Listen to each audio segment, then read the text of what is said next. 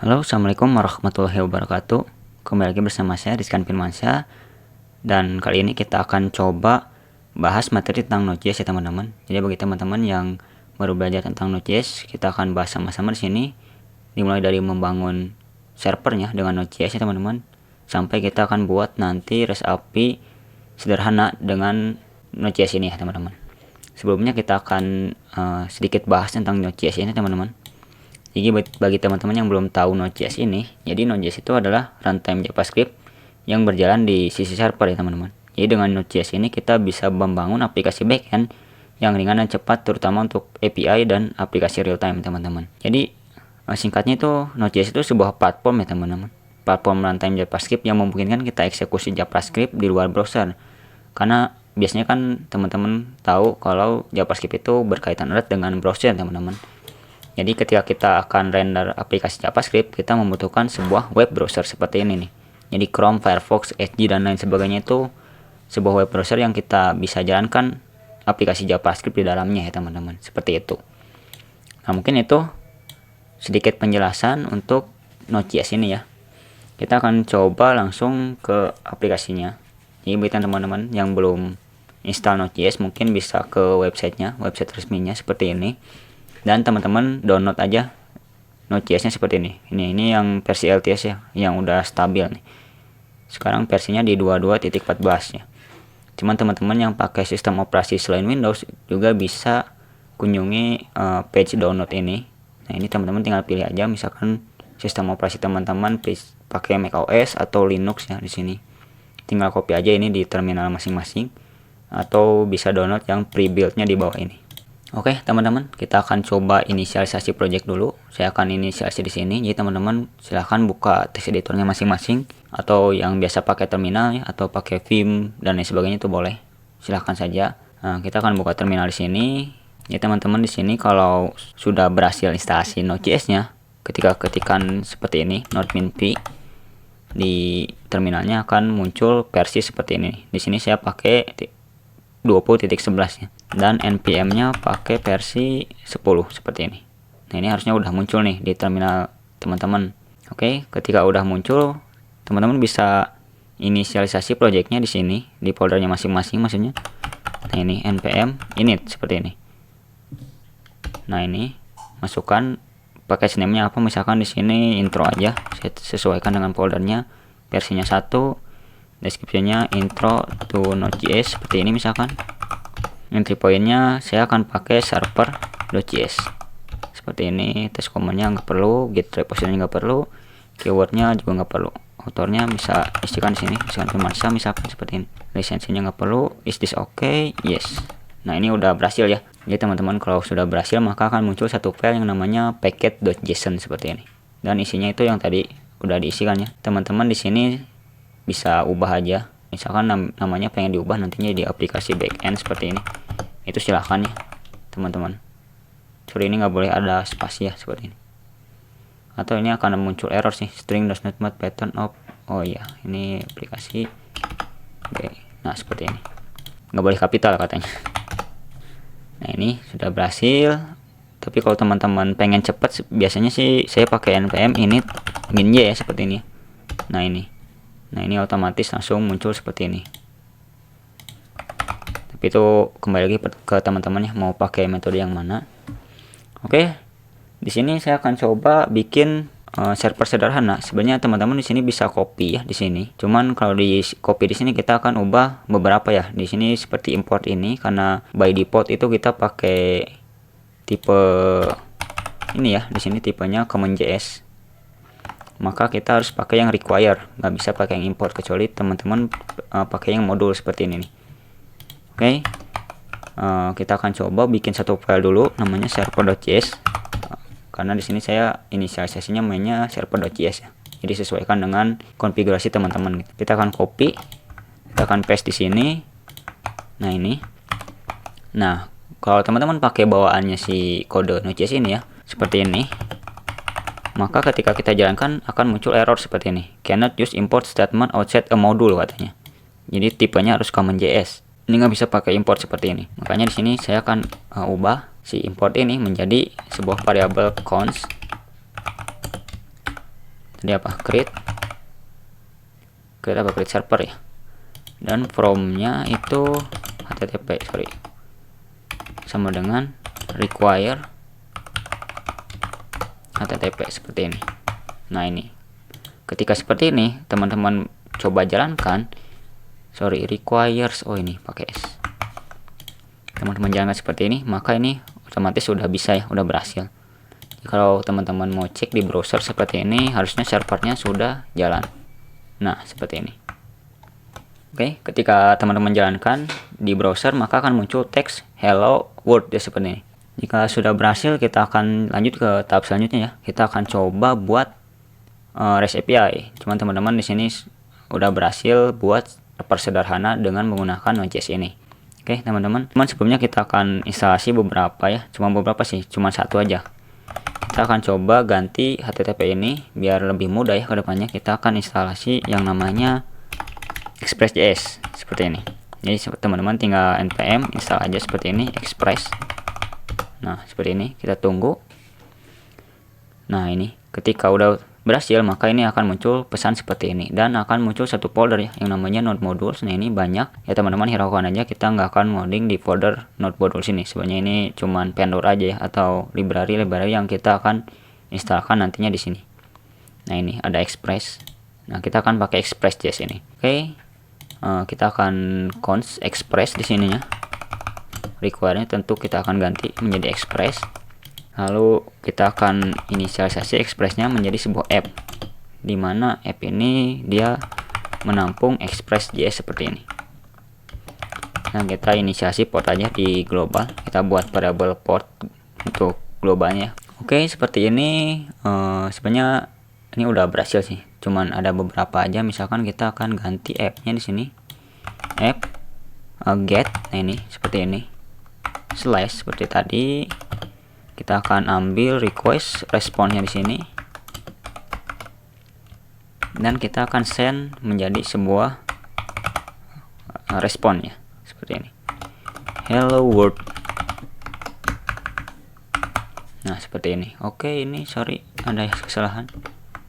Nah, ini harusnya seperti ini. Nah, ini.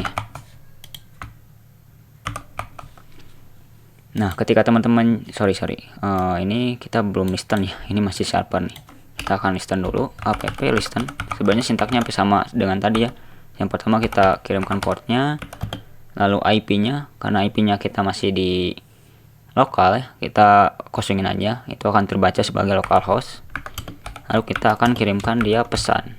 Ini tipe lagi. Nah, ini pesan console log. Misalkan server has been running ya. On port. Nah, ini portnya kita akan tambahkan di sini port. Seperti ini. Ketika teman-teman jalankan lagi seperti tadi, node server.js, nah maka akan muncul server has been running on port 3000. Ketika kita refresh, nah seperti ini ya, sama aja sebenarnya. Cuma kita ganti aja library-nya dari HTTP default ya bawaan Node.js, kita ganti jadi Express gitu.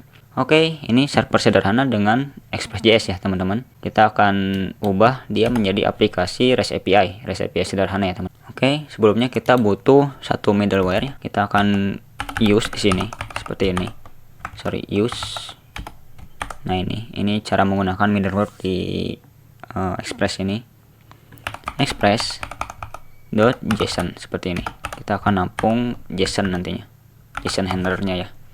Nah, ini udah berhasil. Lalu kita akan buat satu variabel, yang variabelnya nanti akan kita ubah sesuka hati dengan REST API-nya ya teman-teman. Misalkan kita buat aja yang mudah, user seperti ini. Kita akan tampung datanya di dalam sebuah variabel ini. Yang isinya itu cuman ada dua aja, biar gampang ya. ID dengan nama. Nama seperti ini nih. Misalkan namanya Rizkan Firmansyah seperti ini. Ini teman-teman sebenarnya bebas ya. Mau pakai user, mau pakai siswa, mahasiswa dan lain sebagainya itu bebas. Nah, di sini saya contohkan yang lumayan simpel aja seperti ini. Jika udah, kita akan buat satu endpoint lagi. Kita akan bedakan dengan endpoint root ini ya. Kita akan tambahkan endpoint yang namanya user seperti ini. users. Nah, ini balikannya bukan plain text lagi ya, tapi kita akan balikan dia user ini. Nah, ini kita akan tambah aja satu lagi biar lumayan banyak ya. Jadi Ahmad Abdul seperti ini. Ahmad Abdul, ID-nya kita tambahkan 2 seperti ini. Sorry, ini belum ada koma. Nah, ini enggak plain text lagi ya. Kita akan return responnya itu si user ini. Caranya respon seperti ini. Kita balikan status, misalkan statusnya 200, dan bodinya atau JSON-nya kita tambahkan message aja, message di sini, message misalkan user has been request seperti ini. Nah, ini dan datanya kita tampung di sini, data users. Nah, seperti ini. Oke, jadi teman-teman kalau balik lagi ke browser misalkan, nah ini kan ini endpointnya rootnya, ini home-nya. Kita coba ke endpoint users. Sorry, sebelumnya kita akan coba restart dulu ya. Nah, seperti ini. Kita restart aplikasinya, kita akan coba endpoint users. Nah, ini ya. Nah, kalau teman-teman belum ada ekstensi ini, saya pakai ekstensi ya, namanya JSON Raw di Chrome. Kalau teman-teman belum install, ini tampilnya akan seperti ini, akan plain text seperti ini. Nah, ini yang udah di parsenya seperti ini. Nah, sebenarnya teman-teman bisa pakai AP testing ya, AP testing seperti Postman kayak gitu untuk coba endpoint ini nih, endpoint backend ini. Nah, ini kurang lebih seperti ini ya. Nanti kita akan ubah dia dengan metode lain seperti post, put, dan delete ya teman-teman. Oke, ini udah berhasil. Cuman kita akan coba di API testingnya. Nah, ini standar client. Jadi teman-teman kalau pakai Visual Studio Code, enaknya teman-teman di sini bisa instalasi ekstensinya di sini agar kita bisa pakai standar client ini. Jadi teman-teman di ekstensi ini cari aja standar client. Kalau sudah bisa berarti akan muncul seperti ini. Kita new request aja seperti ini. Tuliskan URL-nya di atas misalkan seperti ini. Kita save aja. Nah, nanti akan muncul ya seperti ini. Nah, kita akan coba pakai API testing nih. Harusnya munculnya sama ya.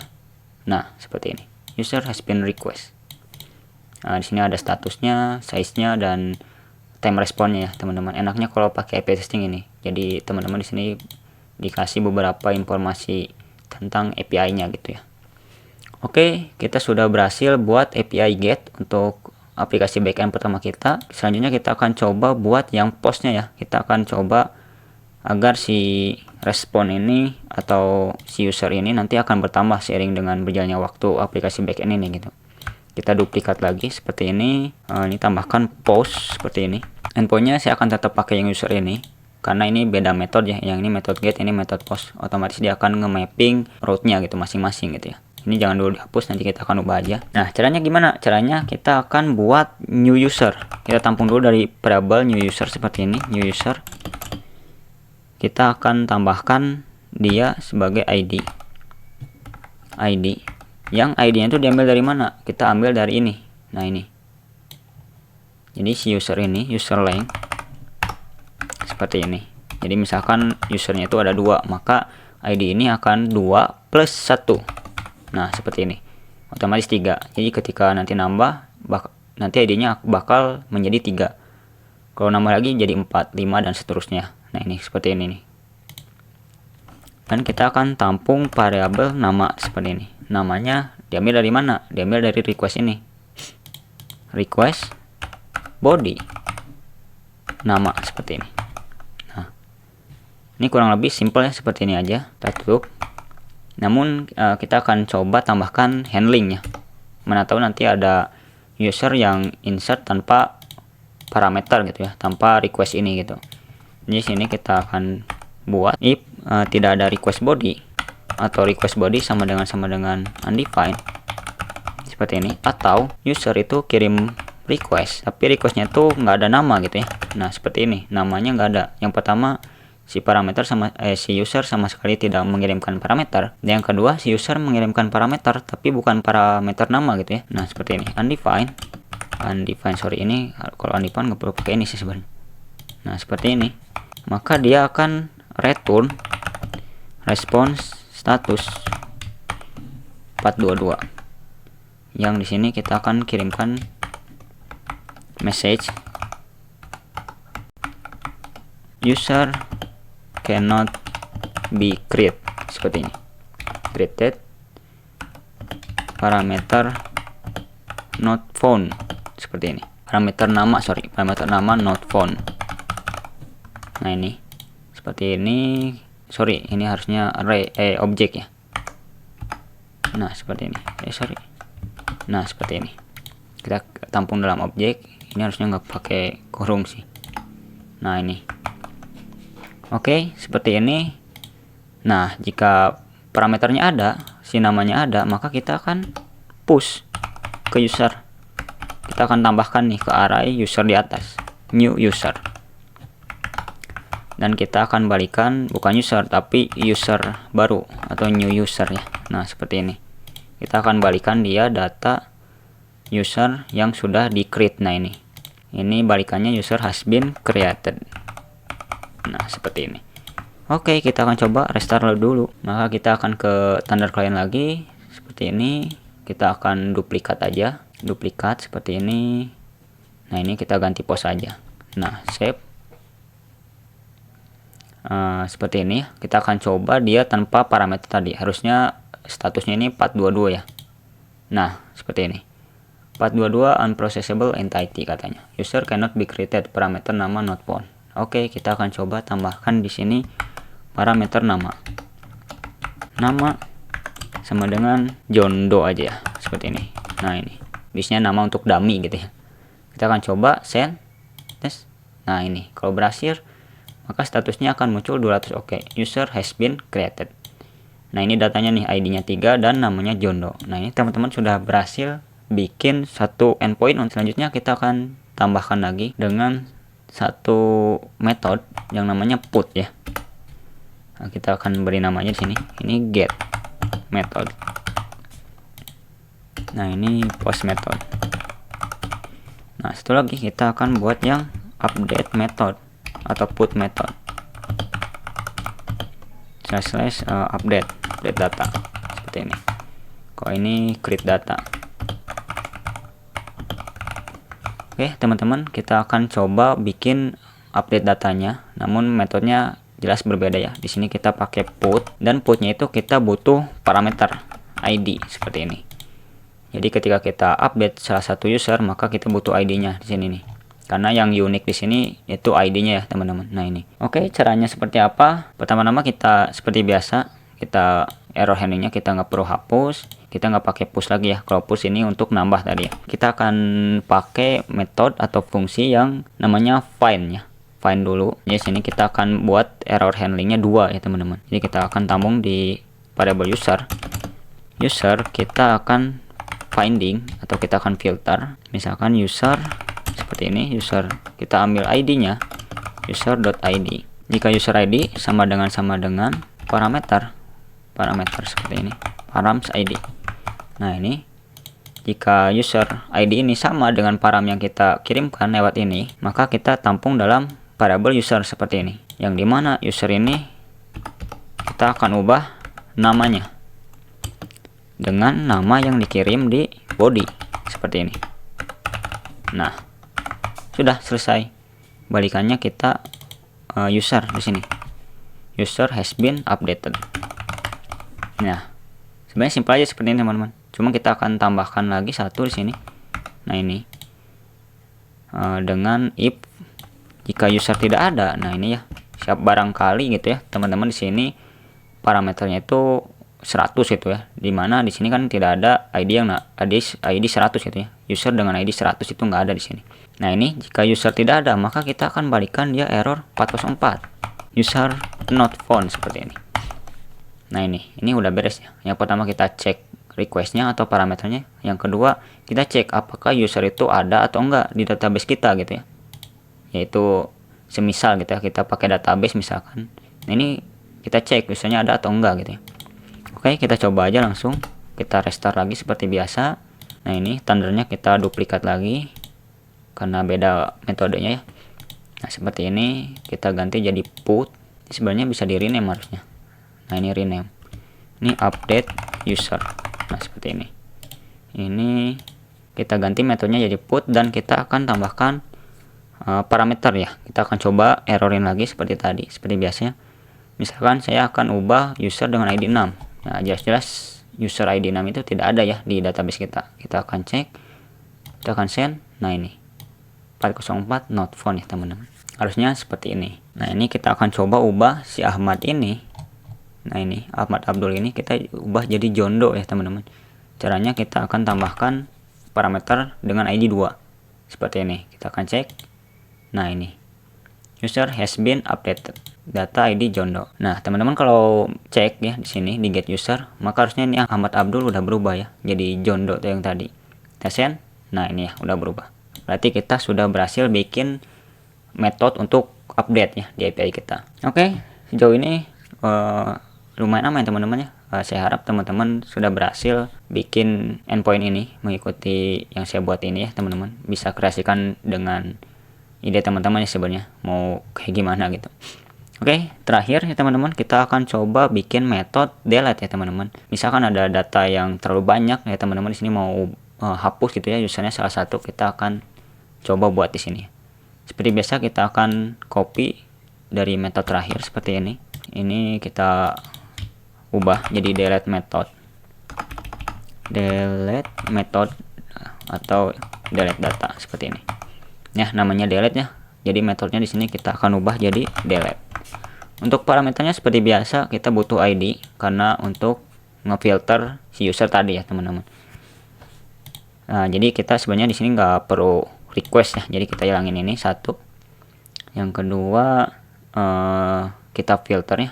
Barangkali teman-teman pengen ada seperti ini juga. Jadi kita filter. Namun di sini kita akan bedakan eksekusinya di sini. Jadi kita akan hapus seperti ini. Ya, kita akan filter berupa user sama dengan users. Jadi variable user kita akan timpa dengan user yang sudah kita filter. Filter by apa? By ID tadi. User dimana user.id sama dengan tidak sama dengan request params ID. Nah, seperti ini. Jadi user ini nantinya akan ditimpa dengan user ini yang kita sudah filter, dimana user akan dimasukkan ke sini kecuali user dengan ID param ini. Jadi misalkan teman-teman di sini punya user 1 Rizkan, 2 Ahmad seperti ini. Nah, ini ya, ini by defaultnya 2 seperti ini. Tapi ketika kita filter JavaScript, tolong filter saya user tidak dengan user dengan param ID yang sudah saya kirimkan. Misalkan saya kirimkan hitunglah 2 gitu. Maka si JavaScript akan memfilter 2 ini. 2 ini akan tidak dimasukkan ke variabel baru yang sudah kita filter seperti ini. Nah, harusnya sisanya tinggal Rizkan ya teman-teman. Seperti ini. Oke. Daripada bingung, kita akan cek aja langsung ya teman-teman. Jadinya kita akan ubah dulu user has been delete misalkan seperti ini. Dan datanya user. Jadi biar kita tahu user mana yang kita delete gitu teman-teman ya. Seperti biasa kita akan restart dulu aplikasinya. Nah, seperti ini. Lalu kita update under kliennya ya. Kita duplikat, kita rename jadi delete user seperti ini. Dan ini metodenya sudah pasti diubah. Nah, ini ya teman-teman. Cuman kita akan ubah ya, kita akan tambahkan dulu. Misalkan saya akan nambah user baru yang namanya Happy gitu. Happy Rogan seperti ini. Nah, ini saya ngasal aja. Kita tambahkan dulu. Nah, kalau kita get, nah ini ada ya Happy Rogan, ID-nya 3. Nah, harusnya ketika kita delete seperti ini. Sorry, ini harusnya delete ini. Ini harusnya put. Saya salah update nih. Nah, ini delete. Nah, ini sebenarnya nggak perlu parameter lagi. Hapus aja teman-teman. Kita akan coba hapus ID dengan 3 ini. Atau kita coba aja 4. Misalkan kalau 4 harusnya not found ya seperti ini. Kita akan coba 3. Kita send. Nah, ini nih, user has been delete katanya dengan ID 3 dan nama Happy Rogan. Ketika kita get di sini harusnya si Happy Rogan ini sudah tidak ada di database kita ya. Kita send. Nah, seperti ini. Oke, kita sudah selesaikan cara buat REST API ya, kurang lebih seperti ini. Ini sederhana aja, teman-teman sebenarnya bisa kreasikan lagi.